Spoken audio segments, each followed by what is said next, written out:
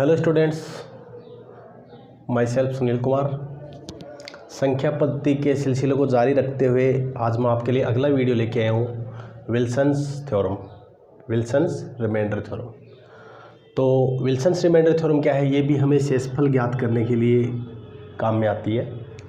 शेषफल ज्ञात करने के लिए मैंने आपको अधिकांश वीडियोज़ के अंदर मैक्सिमम चीज़ें बता दी हैं। तो आगे आज हम विल्सन्स रिमाइंडर थ्योरम के बारे में और बात कर लेते हैं। देखो, विल्सन्स रिमाइंडर थ्योरम के बारे में बात करने से पहले सबसे पहले आपको फैक्टोरियल के बारे में पता होना ज़रूरी है। फैक्टोरियल का सिंबल जैसे कि फैक्टोरियल n है, इसको इससे भी रिप्रेजेंट कर सकते हैं और अधिकांश ऐसे भी रिप्रेजेंट करते हैं। तो फैक्टोरियल का मतलब होता है, जैसे n फैक्टोरियल है तो इसका मतलब है कि n into n minus 1, n minus 2, 3, 2, 1। मतलब कब तक मल्टीप्लाई होता जाएगा? घटते क्रम में, जब तक 1 तक ना पहुंच जाए। ठीक है।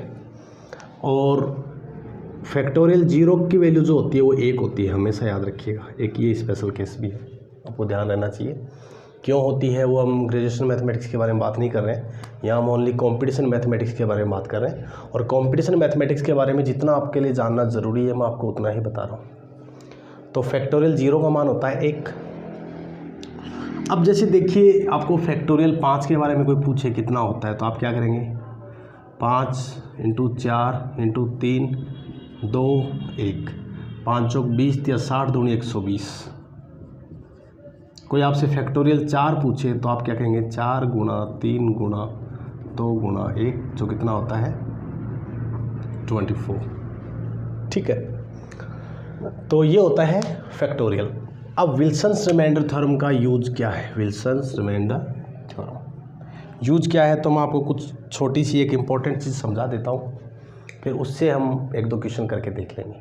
ठीक है, देखिए।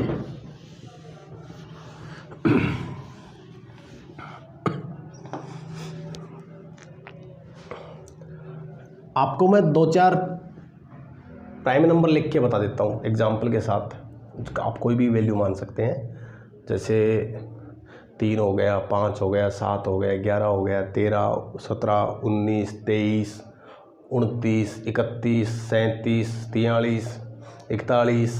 ठीक है। तो हम एक बार बेसिकली शुरुआत की छोटी संख्याओं पर ट्राई कर लेते हैं। अगर वहाँ ये चीज़ सक्सेस है तो आप डेफिनेटली उस चीज़ को स्टैंडर्ड अप्लाई कर सकते हैं। देखिए कैसे।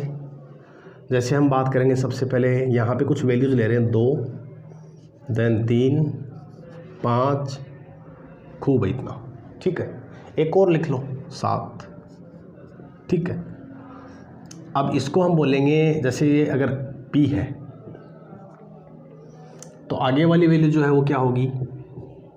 मैं इसको लिखूँ p माइनस 1 और यहाँ लिखता हूँ p माइनस 1 का फैक्टोरियल। ठीक है।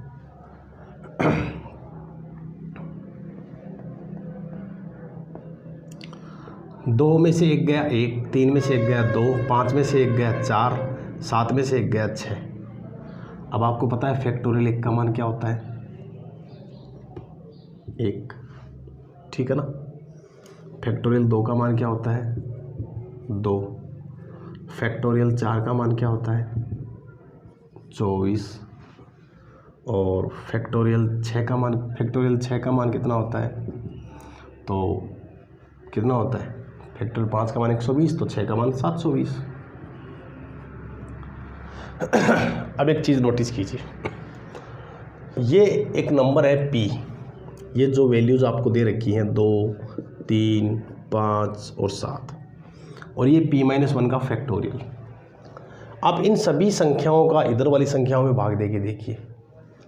जब आप इसका भाग देते हैं तो आपको नेगेटिव रिमाइंडर यानी क्या मिलता है? -1 मिलता है। क्या? देखो ज़रा, यहाँ रिमाइंडर जो है वो कितना मिल रहा है? -1। जब आप इसका भाग यहाँ देते हैं तो भी आपको क्या मिल रहा है? -1। जब आप इसका भाग देते हैं तो भी यहाँ पे आपको क्या मिल रहा है? -1। ठीक है। और जब आप इसका भाग देते हैं तो भी आपको यहाँ क्या मिल रहा है? देख लीजिए, 7 एकम 7, ये 21 होता तो पूरा भाग जाता। मतलब सभी कंडीशन में लेकिन ये कंडीशन कब है, जब p क्या होनी चाहिए, prime number, p must be prime number, must be, compulsion, must be. इन संख्याओं का जब भी आप भाग देंगे जब प्राइम नंबर है तो यहाँ आपको क्या मिलेगा, -1। ठीक है। आपको ये एक p-2 के लिए भी बताऊंगा, अभी p-1 के लिए बात कर लेते हैं। तो यहाँ आपको -1 मिल रहा है तो एक बात समझ में आ गई होगी। नेगेटिव रिमाइंडर के लिए क्या होता है, याद रखना, जब भी आपको शेषफल माइनस में मिले तो जिससे विभाजित कर रहे हैं उसमें से उस शेषफल को घटा दो, आपका पॉजिटिव रिमाइंडर आ जाएगा। मैंने आपको बताया था, जैसे देखो 23 है, 23 में आपको भाग देना है 7 का, तो वैसे तो आपको पता है कि शेषफल क्या आता है, प्लस का 2 आता है। पर अगर आप कहें कि ये 28 होता तो कितना कम रह गया, नेगेटिव रिमाइंडर कितना है, -5, क्योंकि 7 चौक 28, 28 होने के लिए कमी कितने की रह रही है, 5 की। तो आप ध्यान रखें कि इसमें से जब इसको घटाते हो तो क्या बचता है। तो वैसे ही जब इसमें से, एक बात ध्यान रखना, 2 में से, भाई जैसे ही आपने नेगेटिव घुमाया, इस 2 में से जब आप इस 1 को घटाओगे तो शेषफल आएगा पॉजिटिव में 1। ऐसे ही आप 3 में से इस 1 को घटाओगे तो देखो 2 आ रहा है। तो वैसे क्या है, वैसे आपको पता है यहाँ शेषफल 5 में से 1 घटाओ, शेषफल वास्तव में क्या बचेगा, 4। यहाँ 7 में से 1 घटाओ, शेषफल क्या बचेगा, 6। तो यहाँ आपको हमेशा क्या ध्यान रखना है, मैं आपको क्या कहना चाह रहा हूँ,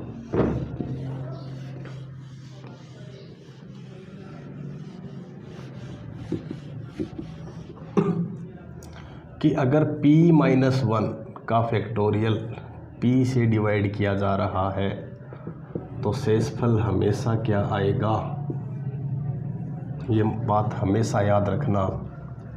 p-1 का फैक्टोरियल अगर p से डिवाइड किया जा रहा है तो शेषफल आपको हमेशा क्या मिलेगा, p-1। क्वेश्चन देखना, एक क्वेश्चन आपके सामने,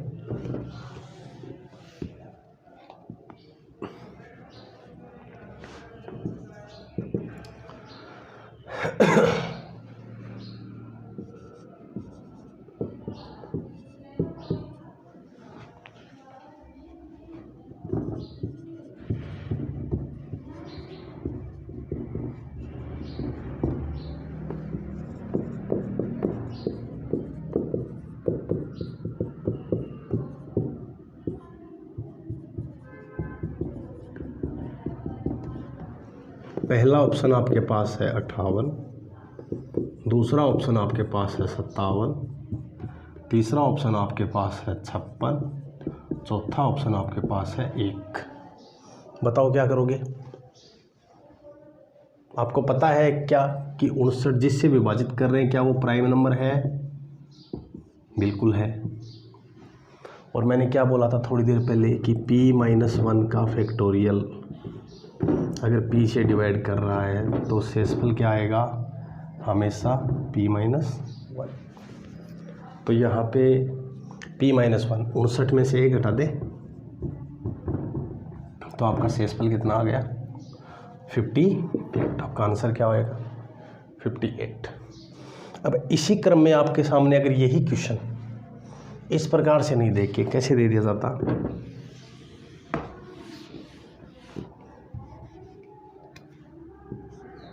ये क्वेश्चन, और ऑप्शन वही है 58, 57, 1, 0।